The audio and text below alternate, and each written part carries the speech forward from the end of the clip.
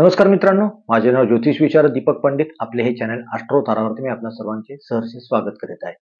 मित्रांनो, 13 जुलै 2025 ला शनी महाराज मीन राशीमध्ये वक्री होत आहेत आणि त्याचा सर्व राशींवरती काय प्रभाव पडतोय हे पाहणारे मी व्हिडिओ बनवत असून आजचा हा व्हिडिओ जो आहे तो कन्या राशीच्या लोकांकरता, जातकांकरता आहे.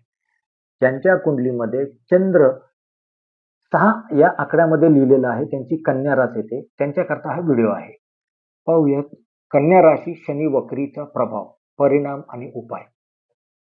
मी मगाशी म्हणालो तसं की 13 जुलै 2025 ला शनी महाराज मीन राशीमधून जे गोचर भ्रमण करते ते वक्री प्रवास करणार आहेत 28 नोव्हेंबर 2025 पर्यंत. जवळपास 138 दिवसाचा त्यांचा हा वक्री गोचरीचा प्रवास आहे. शनी महाराज त्यांचा गोचर भ्रमण आणि ते सुद्धा वक्री हे पूर्णपणे सर्वांच्या जीवनावरती प्रभाव पाडत असतं. त्यामुळे त्याचा हा काय प्रभाव आहे याचा एक थोडक्यात आपण आढावा घेत आहोत. कन्या राशीकरता, कन्या राशीकरता मीन राशी ती सप्तम स्थानामध्ये पडते आणि सप्तम स्थानामध्येच शनी महाराज गोचर भ्रमण करत असून ते आता वक्री होत आहे. आणि कन्या राशी करता शनी महाराजांकडे या दोन राशी आहेत, मकर आणि कुंभ, ह्या पंचम स्थान आणि षष्ठ स्थानात पडतात. म्हणजे लक्षात घ्या तुम्ही, पंचम स्थान, षष्ठ स्थानाचे स्वामी सप्तम स्थान म्हणजे जोडीदाराच्या, पार्टनरच्या स्थानामध्ये वक्री होत आहेत. बरोबर आहे. हे थोडक्यात झालं शनी महाराज आणि त्यांचे स्थान परत्वे. आता आपण पाहूयात की त्याचं कन्या राशीचे कुठल्या क्षेत्रावरती प्रभाव पडेल. एक तर ते जोडीदाराचं स्थान आहे, सप्तम स्थान, त्यामुळे वैवाहिक जीवन, भागीदारी किंवा सप्तम स्थानाचं आणखीन एक कारकत्व आहे, तुम्ही ज्या ऑफिसमध्ये काम करता किंवा तुम्ही ज्या कॉलेजमध्ये शिकता तो तुमचा जो वर्गातले तुमचे जे सहकारी आहे, कामाच्या ठिकाणचे तुमच्या क्युबिकल मधले, तुमच्या डिपार्टमेंट मधले तुमचे कलिग्स, हे सुद्धा सप्तम स्थान आहे. त्यामुळे त्यांच्या बरोबर वैवाहिक जीवनातला जोडीदार, बिझनेस मधला पार्टनर किंवा तुमच्या ऑफिस मधले तुमचे इमिजिएट कलिग्स, तुमच्या डिपार्टमेंट मधले, व्हर्टिकल मधले किंवा क्युबिकल मध्ये बसणारे तुम्ही, तर त्यांच्यावर जुने वाद काय असतील ते वाढायची शक्यता आहे. गैरसमज वाढू शकतात. एक, आणि नवीन संबंध तुम्ही जर का काही इस्टॅब्लिश करायचा प्रयत्न करत असाल तर त्या संबंधांमध्ये विलंब होऊ शकतो. ते निष्कारण चांगले जाऊ शकतात संबंध. संबंधामध्ये तणाव वगैरे येणार नाहीये, परंतु समहाऊ कनेक्ट होणं किंवा कनेक्ट होण्याकरता जे काही अपेक्षा असते ती पूर्ण न होणं, यामुळे विलंब होऊ शकतो. याकरता काय कराल तुम्ही, सगळ्यात स्पष्टपणे, एक तर बोलणं स्पष्ट ठेवा, टू दी पॉइंट ठेवा, संवाद व्यवस्थित, स्पष्ट आणि to the point, pin point संवाद साधा आणि संयम बाळगा. बोलताना, वागताना, बॉडी लँग्वेज मध्ये असं हार्श किंवा एकदम फास्ट रिॲक्शन देऊ नका.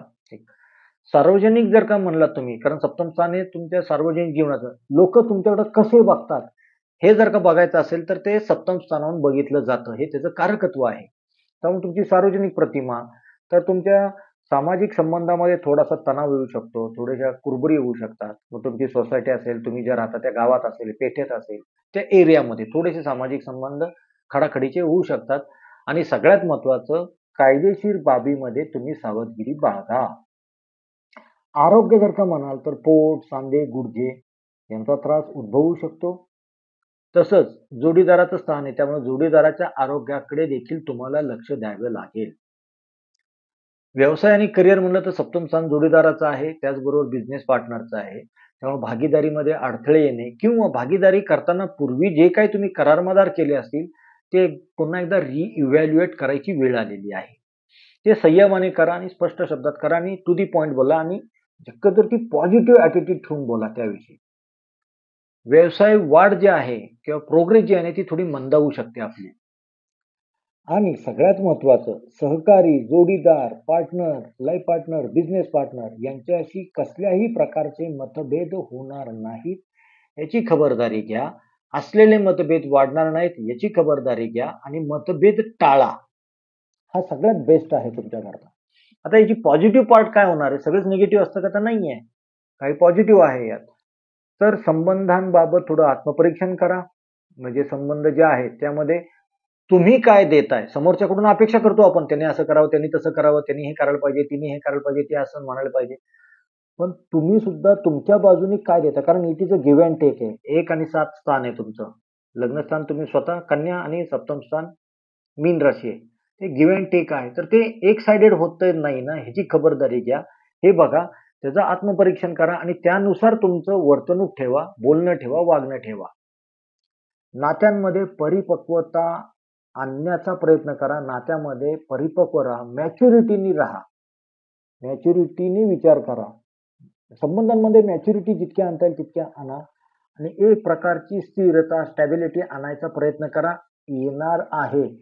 शनी महाराज हे वृद्धत्वाचे कारक आहेत, दीर्घत्वाचे कारक आहेत, लक्षात ठेवा. त्यामुळं नात्यांमध्ये तुम्ही जर का तुमचे काही ग्रीव्हन्सेस असतील, किलमिश असतील मनातले, ते जर का दूर करायचा प्रयत्न केलात, मतभेद टाळलेत, सुसंवाद जर का ठेवलात, तर सगळ्या नात्यांना एक प्रकारची स्थिरता येऊ शकेल. याची खबरदारी घ्या आणि ती मिळेल तुम्हाला.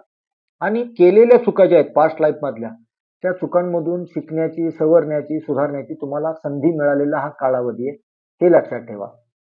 आणि आपल्याला काही वेळेला ना जबाबदारींची जाणीव होत नाही. व्हॉट इज अवर रिस्पॉन्सिबिलिटीज, आपण म्हणतो ना रोल्स अँड रिस्पॉन्सिबिलिटीज. तर माझा रोल काय आहे, माझी जबाबदारी काय आहे, हे कळण्याचा सगळ्यात बेस्ट कालावधी कन्या राशीच्या जातकांकरता आहे. त्या कालावधीचा परिपूर्ण वापर करून घ्या. What is your role, what is your responsibility, ती समजून घ्या. तुम्हाला समजत नसेल तर दुसऱ्याकडून इनपुट्स घ्या त्याच्याविषयी.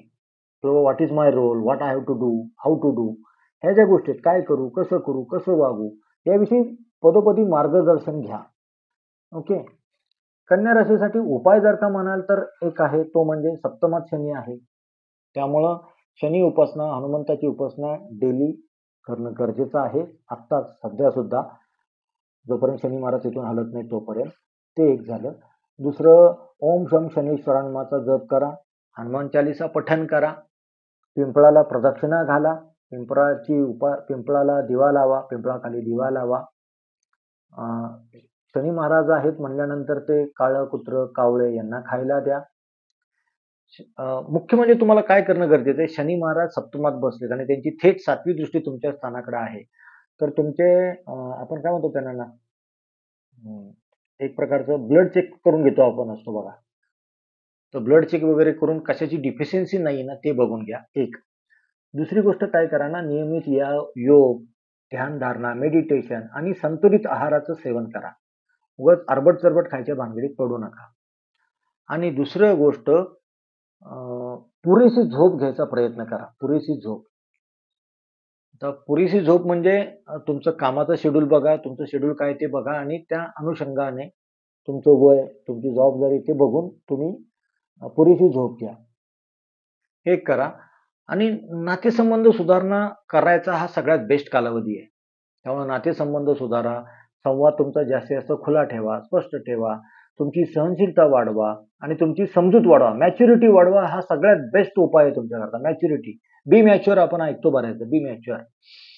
आणि जे विवाह इच्छुक आहेत किंवा जे बिझनेस एक्सपांड करून काही पार्टनरशिप ऍड करायचा प्रयत्न करतात, त्यांच्याकरता आहे की कुठलाही घाई गडबडीत निर्णय घेऊ नका. भले 140 दिवस तुम्हाला तो निर्णय लांबवता जरी आला तरी चालेल, पण घाई गडबडीत निर्णय घेऊ नका. 4 लोकांशी चर्चा करून त्यांचं मार्गदर्शन करा. शनीची उपासना करा, हनुमंताची उपासना करा. काळ्या वस्तूंचा, डार्क निळ्या रंगाच्या वस्तूंचा वापर टाळा. जुने वाद जे काही असतील ते शांतपणे मिटवा. मुख्य म्हणजे काय करा ना तुम्ही, तर यामध्ये आणखीन एक, तुमचा राशी स्वामी जो आहे तो बुध. तर गणपतीची आराधना उपासना करा, गणपती आतुरशीचं पठण करा, गणेश चालीसा वाचा. त्यानंतर आपण काय म्हणतो त्याला ना, हिरवळ असते बघा, बगीच्यामध्ये हिरवळ वगैरे असते, तर ते पायामध्ये चप्पल वगैरे, शूज वगैरे, सॉक्स वगैरे न घालता तसेच उघड्या पायानी त्या हिरवळीवरती दिवसातनं किमान एकदा तरी चाला. आता पावसाळा आहे त्यामुळे बघा कशी ती फॅसिलिटी तुम्हाला वापरता येईल, पण हिरवळीवरती चाला आणि जास्तीत जास्त करून हिरव्या रंगाचा वापर करा. तुमचे कपडे, रुमाल किंवा पेन तुम्ही वापरता तो जास्तीत जास्त हिरव्या रंगाचा जितका तुम्ही जास्त वापर कराल, त्यामुळं होईल काय ना, की तुमचा राशी स्वामी बुध जो आहे ना, त्याला शक्ती मिळेल, बळ मिळेल आणि त्यातून तुमचं बळ वाढणार आहे.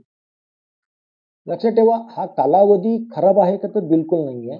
तो तुम्हाला काही सल्ले देतो, काही सांगावा असतो, त्यातनं काही मेसेज असतो, तो आपल्याला मेसेज वाचता आला पाहिजे आणि त्याच्या आधारे आपलं मार्गक्रमण करता आलं पाहिजे, हे लक्षात ठेवा. त्यामुळं जितकी तुम्ही बुधाची उपासना कराल, मग मंगळवार रात्री काय करायचं, थोडेसे अख्खे मूग जे असतात ना, हिरवे मूग, ते पाण्यात भिजत टाकायचे वाटीभर वगैरे आणि ते दुसऱ्या दिवशी बुधवारी सकाळी कबुतरांना खायला घाला. हा पण उपाय करू शकता.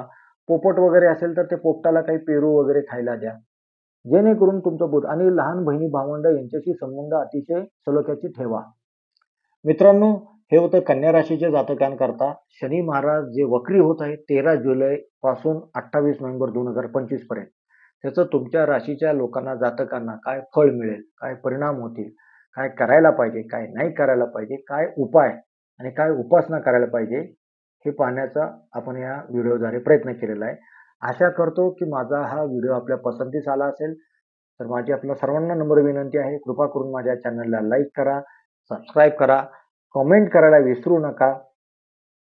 आपले जे मित्र आहेत त्यांना देखील हा व्हिडिओ शेअर करा, लाईक करायला सांगा आणि जर का टिप म्हणाल तुम्ही कन्या राशीच्या का, तर जास्तीत जास्त तुम्ही वाणी मधाळ ठेवा. एक दुसरी गोष्ट करा, संयमाने वागा, मॅच्युरिटी येऊ द्या जरा आणि काय करायला पाहिजे, काय करायला नको याचं तुम्ही जमलं तरी आत्मपरीक्षण करा किंवा तुमचे जे कोणी ज्येष्ठ असतील घरातले, तुमच्या व्यवसायाच्या ठिकाणचे किंवा शाळा कॉलेजच्या ठिकाणचे लेक्चरर, प्रोफेसर जे तुम्हाला प्रॉपर सल्ला देऊ शकतील, त्यांचा सल्ला घेऊन थोडंसं इम्प्रूव्हमेंट करता आली तर बघा आणि नात्यांमध्ये स्थैर्य आणि समाधान कसं मिळवता येईल हे जास्तीत जास्त विचार करा. धन्यवाद.